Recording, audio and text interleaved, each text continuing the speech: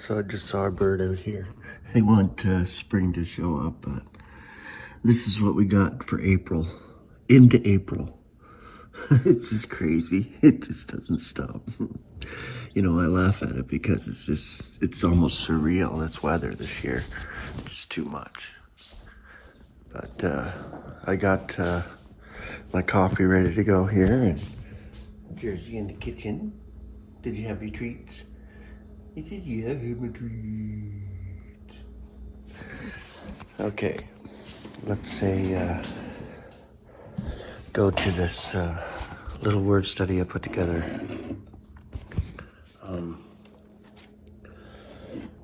With all the talk about our Lord Jesus Christ pre-existing, and of course the camp that says non-pre-existing. I thought of the word empty, so I thought I'd bring the word empty today. There's several words associated with it. There's the word not, N-A-U-G-H-T, the word not, and there's the word void. So we've got several scriptures here. Also, the estimate on my car was $1,200.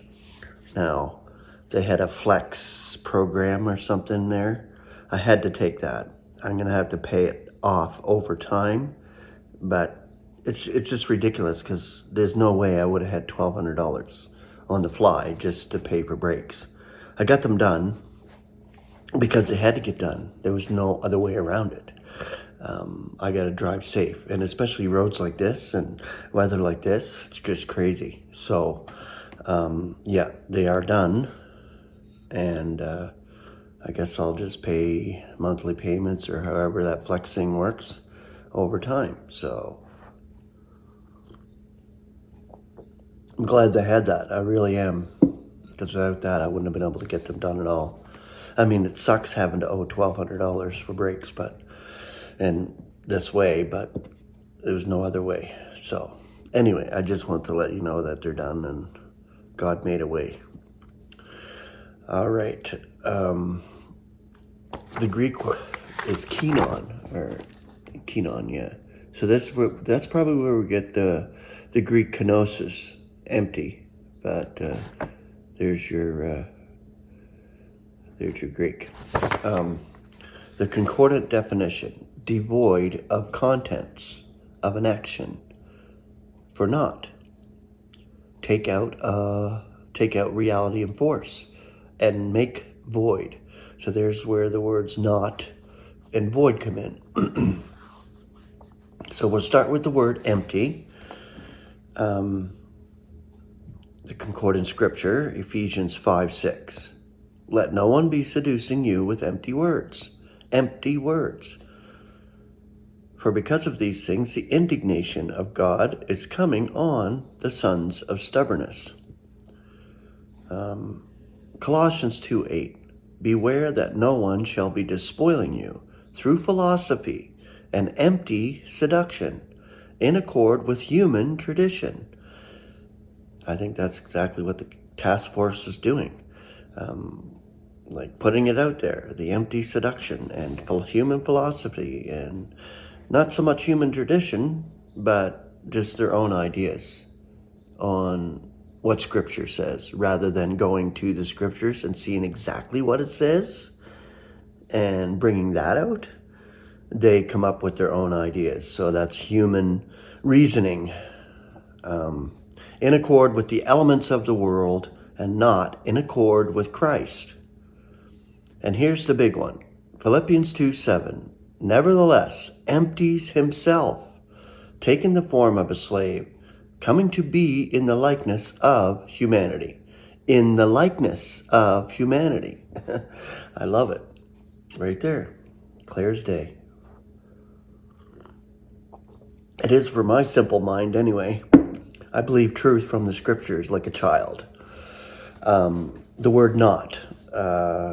1 Corinthians 15:10. Yet in the grace of God, I am what I am.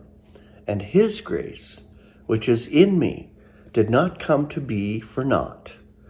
But more exceedingly than all of them toil I, yet not I, but the grace of God which is with me. 2 Corinthians 6:1. Now working together, we are also entreating you not to receive the grace of God for naught. 1 Corinthians 15:14. Now if Christ has not been roused, for naught consequently is our heralding, and for naught is your faith. Galatians 2:2. Now I went up in accord with a revelation and submitted to them the evangel which I am heralding among the nations, yet privately to those of repute, lest somehow I should be racing or ran for naught. Philippians 2:16. Having on the word of life, for my glorying in the day of Christ, that I did not run for naught, neither did I toil for naught. I love that word, actually. Not. 1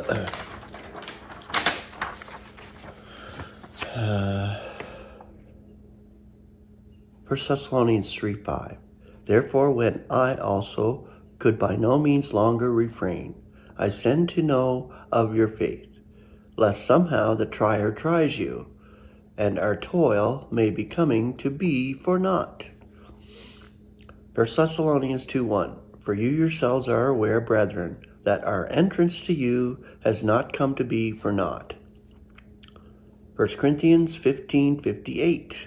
So that my beloved brethren become settled, unmovable, superabounding in the work of the Lord always, being aware that your toil is not for naught in the Lord.